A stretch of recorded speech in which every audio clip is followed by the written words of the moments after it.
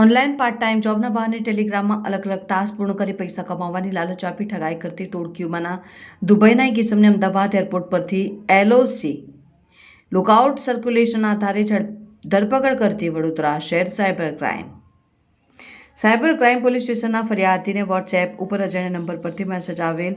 જેમાં ઘર બેઠા પૈસા કમાવાનું જણાવી અલગ અલગ લિંક મોકલીને યુઝર આઈડી અને પાસવર્ડ બનાવી રજીસ્ટ્રેશન કરાવી ટેલિગ્રામ ચેનલ પર ફરિયાદીનો સંપર્ક કરી ઓનલાઈન વસ્તુ ખરીદવા અલગ અલગ ટાસ્ક અપાવવાના બહાને ટુકડે રૂપિયા 1,69,850 ફરિયાદી પાસેથી અલગ અલગ બેંક એકાઉન્ટમાં ટ્રાન્સફર કરાવેલ. આથી ફરિયાદીએ તેઓ સાથે ઓનલાઈન છેતરપિંડી થયેલ હોવા બાબતેની ફરિયાદ આપતા cyber crime police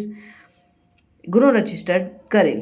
આરોપીમાં Mohammad Junaid Ahmed મિયા મલેક